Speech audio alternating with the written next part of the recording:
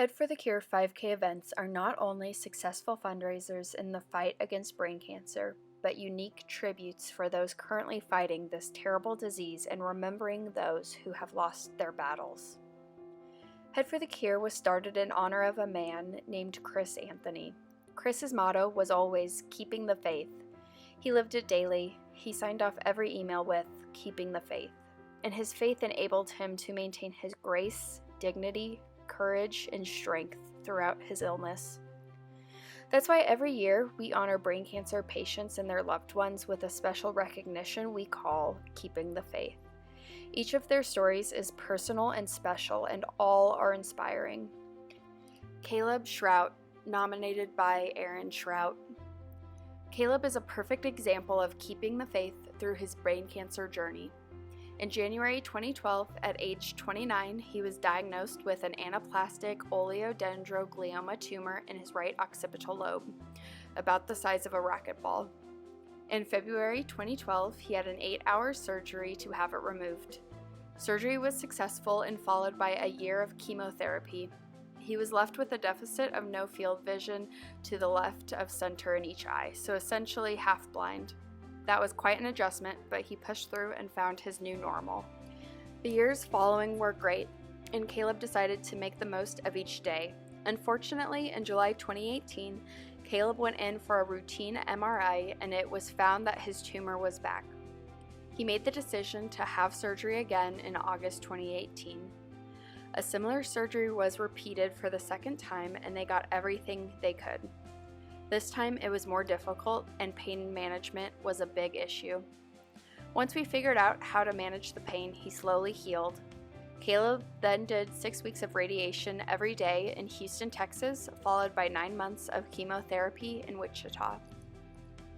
I couldn't be more proud of the man I'm married to, as it hasn't been easy since the second recurrence.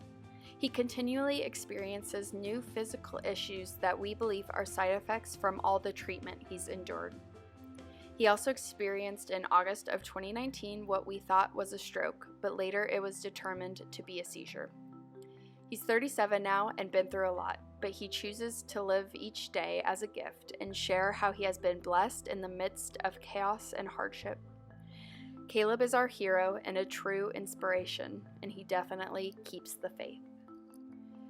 Peggy Gregory, nominated by Meredith Beavers. My mother, Peggy, was diagnosed with glioblastoma in September of 2019. She had surgery to remove the mass, radiation, and still continues chemotherapy treatments. Her scans have all come back stable since the surgery, and we are all extremely thankful for that.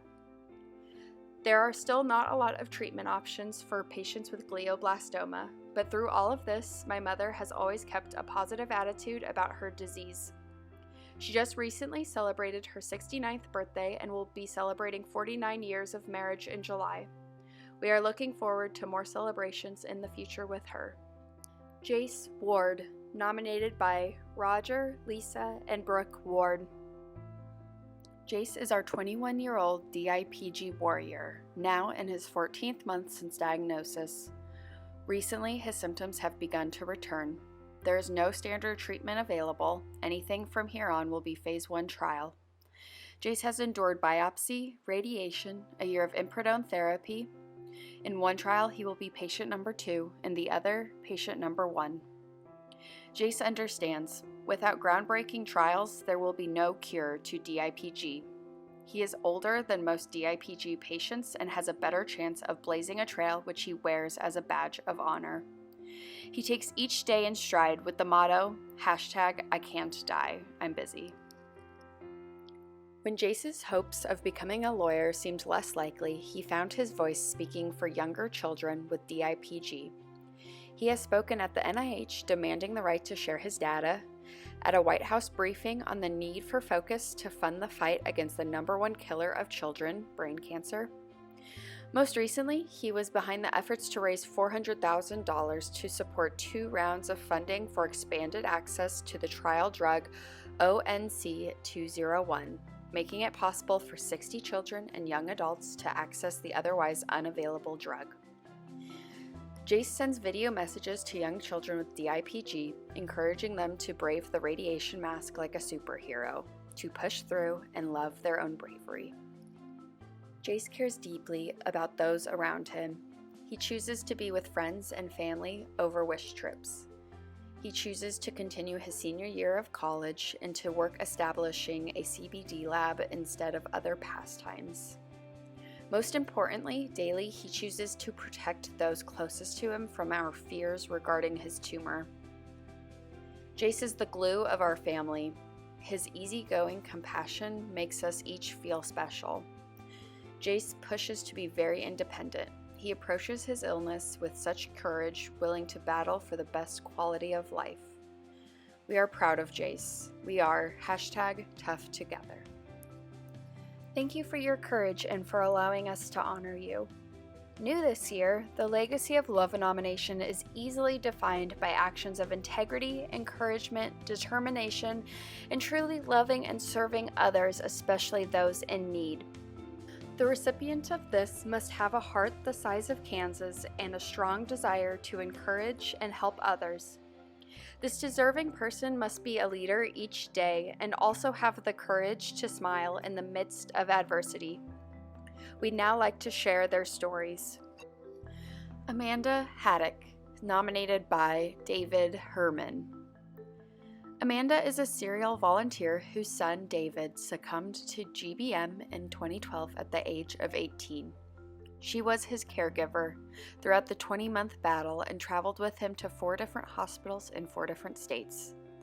The doctors and researchers they encountered on that journey led them to become passionate advocates for brain cancer research. In 2013, she formed Dragon Master Foundation with a mission to find and accelerate cures for cancers and other diseases by fostering and rewarding a community of collaboration and innovation. We seek to spread awareness, expedite research and kinder treatments, and improve the quality of life for patients and their families. Amanda was named a White House Champion of Change for Precision Medicine because of her work with the Dragon Master Foundation. Amanda serves as the Foundation Liaison for the Children's Brain Tumor Tissue Consortium Scientific Committee and an advisor to the Duke Glioblastoma Drug Discovery Group.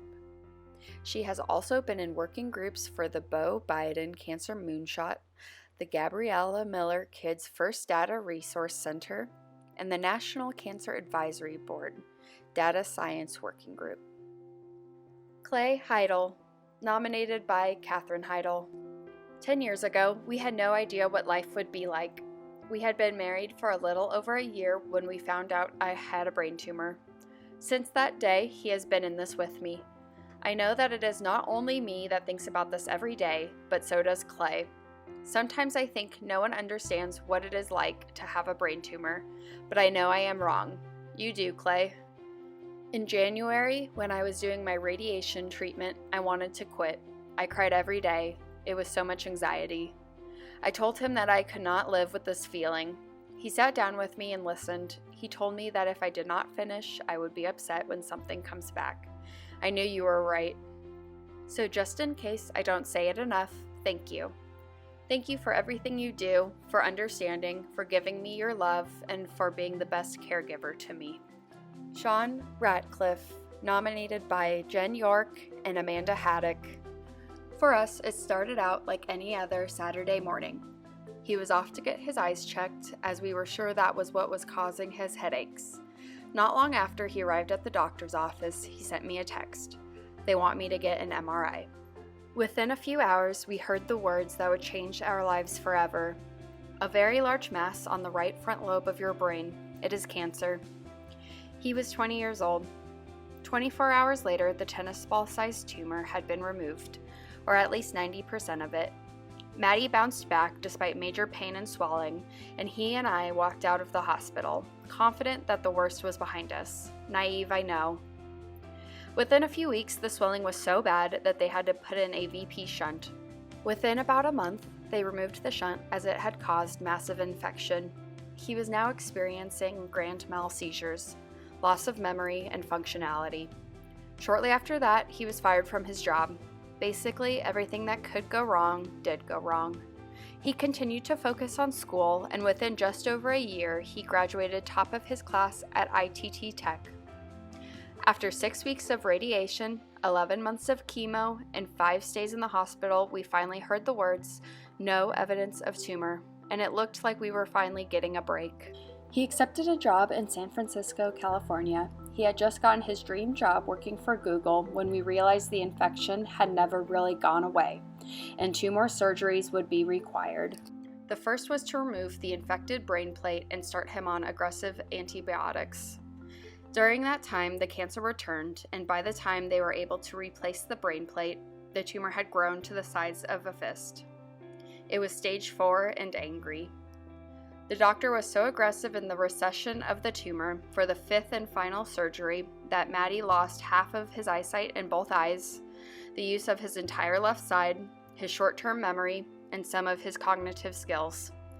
We managed to get him home to Valley Center, Kansas after an extensive stay in the hospital. Just days after his 24th birthday, we were told there was nothing more they could do. Matty wanted to go home and party with his family and friends, and that is just what we did. For the 3 weeks and 3 days he was with us, we opened our home to anyone, anytime. Friends and family came from all over the country to spend time with him. It was such a difficult time, filled with tears, laughter, heartbreak, stress, and always love, lots of love. Matthew came into this world on a Sunday morning at 8:53 a.m. as a happy baby boy and left on a Sunday morning at 8:35 a.m. as a peaceful young man. It was a true privilege to be with my son for both. During his entire fight, my son displayed a kindness and gentleness. He always thanked everyone for their assistance and never lost his patience despite severe pain at times. His last effort to help others was to donate his body to science. It was his hope that somehow he just might help find a cure so others would not have to endure what he did. My wish is for everyone to enjoy today, whatever it brings, and make the most of it. My son is gone in body, but he lives on in our hearts and our memories. Matthew is my hero, and I just hope that I can make him as proud of me as I am of him. Live, laugh, love.